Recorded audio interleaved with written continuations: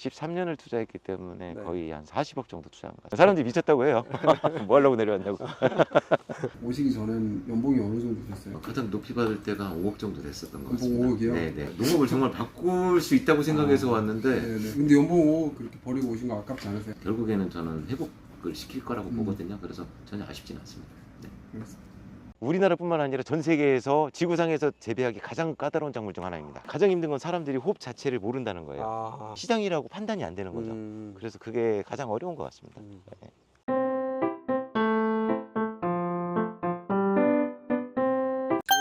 여기 어디예요 지금? 여기는 호흡을 재배하는 홈 농장입니다. 아, 호비요? 네네. 우리나라에서도 재배 가능한 거예요? 조선시대부터 비주아라는 이름으로 있었어요. 아. 그리고 많은 분들이 이제 맥주의 원료로 많이 알고 계세요. 근데 실제로는 의약품이나 기능성 식품으로도 사실은 많이 사용되고 있습니다.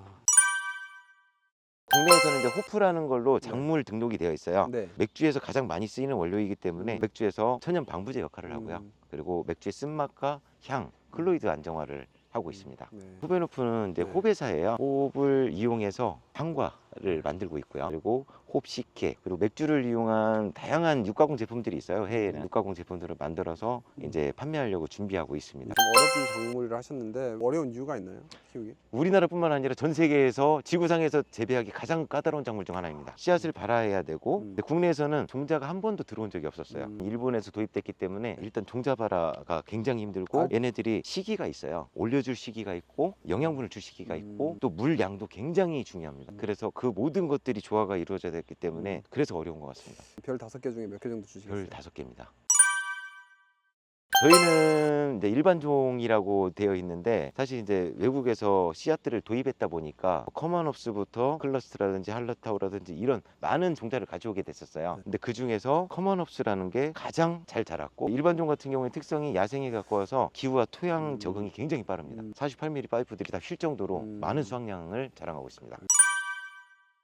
좀 어려운 작물을 해보고 싶었었습니다. 왜냐면 아무나 할 수 있으면 또 안 되니까. 그렇죠. 그래서 진입장벽이 높은 걸 좀 해보고 싶었어요. 아. 그때 2012년에 귀농을 했는데 그때 당시에는 웹사이트나 번역 시스템이 잘 안 돼 있을 때였어요. 네. 그래서 결국에 농진청을 찾아갔을 때 식량작물 쪽에 이게 있더라고요. 담당 박사님을 만났을 때 자기도 호흡 본 적이 없대요. 우리나라에서는 안 되는 작물이라고 했었어요. 제가 지금 씨앗을 발아해서 이렇게 키우고 있다. 꽃이 피면 꼭 연락을 달라고 했는데 꽃이 폈습니다. 네. 그래서 농진청 박사님들이 오셨고 호프도 국내에서 재배가 된다. 이런 세미나가 열릴 정도였었습니다. 가장 어려운 작물을 통해서 농업 브랜드를 만들고 싶어서 호프를 재배했다. 사실 이 시설은 독일에서도 보기 힘듭니다. 지금 이게 덩굴식물인데 사실은 전 나무 형태인 줄 알았었습니다. 나무. 네. 근데 씨앗을 발아해서 심어봤더니 그 해에 12m까지 자랐어요. 전신주는 이게 지금 7m짜리거든요. 이거- 흔히들 아시바 파이프라고 이야기하는 네. 48mm 파이프로 구조시설을 해서 300평을 꾸몄습니다. 네. 그리고 1년차가 지나고 2년차가 됐을 때 파이프가 다 무너져 버렸습니다. 전신주를 활용해서 이 호흡 재배 시설을 만들게 되었습니다. 맥주 산업이 계속 발전하고 있고 맥주에다 호흡을 넣는 양도 점점 늘어나고 있어서 공급 자체가 굉장히 부족한 상태거든요. 미국하고 독일이 거의 전 세계의 90%를 점유하고 있어요. 대한민국 같은 경우는 국토 자체도 적고 농지 규모 자체가 작고 하기 때문에 사실은 이제 수확량이 관건이거든요. 그래서 이 한 그루에 저희가 많이 딸 때는 이게 꽃입니다. 네. 호흡은 말린 꽃으로 2.2kg까지 따봤습니다. 말리면 이게 23%, 25% 정도밖에 안 나오거든요. 그러니까 한 나무에서 꽃을 10kg 정도 수확한다는 내용은 세계 최고 수준이라고 보시면 될 것 같습니다. 지금 여기 대표님 몇 평 정도예요? 지금? 여기가 지금 한 1200평 정도. 1200평? 예. 이거 다 혼자 관리하세요 지금? 한국농수산대학교 현장 실습장으로 되어 있어서 학생들이 지금도 있어요. 3월부터 10월 달까지 있는데 학생들과 함께 관리하고 있습니다. 지도 교수로 되어 있어요. 2학년 때 실습장을 나와서 여기서 학점을 받고 갑니다. 그럼 여기서는 혹시 몇 톤 정도? 250kg 정도. 250kg면 맥주를 50톤 정도 생산할 수 있는 양입니다. 250kg면은 네. 키로당 한 10만 원씩 하거든요. 10만 원씩이요? 예, 2,500만 원인가요? 네. 그래서 그 부가가치를 넓히기 위해서 네. 맥주를 만들고 이 맥주 원료를 사용해서 다른 이제 제품들을 만들어가는 거죠. 네. 가장 힘든 건 사람들이 호흡 자체를 모른다는 거예요. 꽃인지도 몰라요. 곡물의 형태로 달고 계시거든요. 네. 인식이 없기 때문에 네. 시장 형성 자체가 굉장히 어렵더라고요. 그리고 호흡 재배가 국내에서 중단됐기 때문에 시장이 있는데도 네. 시장이라고 판단이 안 되는 거죠. 그래서 그게 가장 어려운 것 같습니다. 네. 13년을 투자했기 때문에 네. 거의 한 40억 정도 투자한 것 같아요. 사람들이 미쳤다고 해요. 뭐 하려고 내려왔냐고.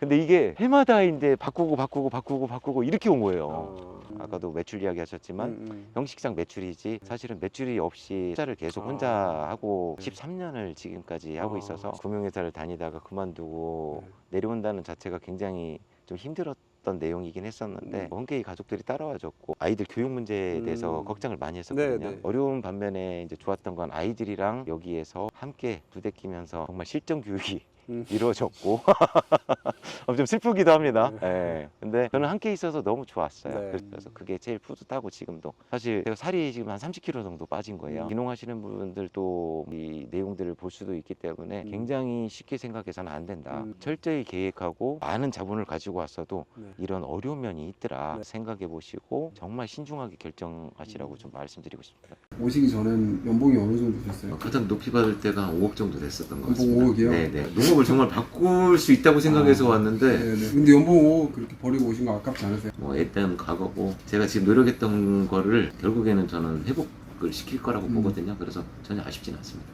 네. 알겠습니다.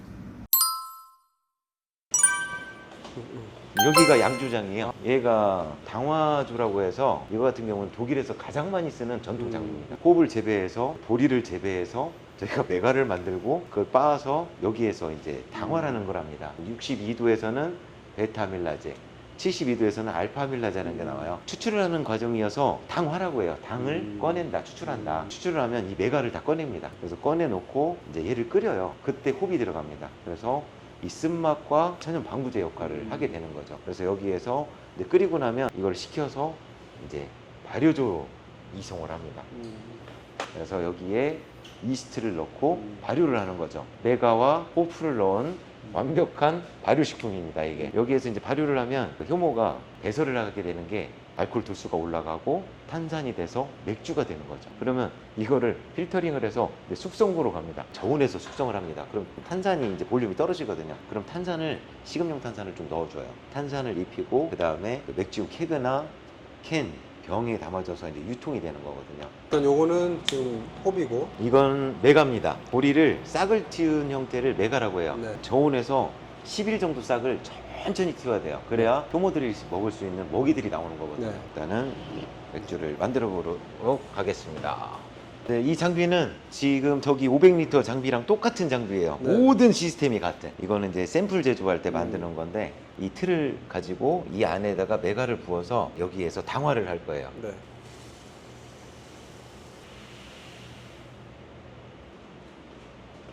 얘를 잘 저어줍니다.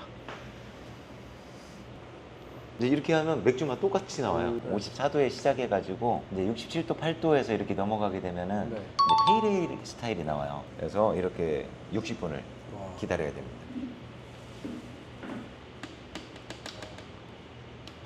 이렇게 이제 끓여서 식혀서 이제 숙성해서 탄산과 알코올을 싸서 맥주가 탄생을 합니다. 그리고 저희는 이 맥주를 가지고 이제 식품 원료로 이제 사용을 하게 되는 거고요. 빵이라든지 육가공 제품에 사용하게 될 겁니다. 여기에서 이제 과일향이 나고 초콜릿 향이 나는 홉도 있습니다. 정통 맥주는 메가와 이 호프, 물만 들어간 이스트까지 이게 정통 맥주다. 그래서 맥주를 드셔도 좀 건강한 맥주를 드셨으면 좋겠어요. 국산을 사용한다는 거는 일단 안정성이 검증이 되어 있거든요. 국내에서 이렇게 없던 작물들을 재배해서 이 산업화한다는 건 굉장히 어려운 일이에요. 이 채널 보시는 분이라도 이런 것들을 같이 응원해 주셨으면 좋겠거든요. 네.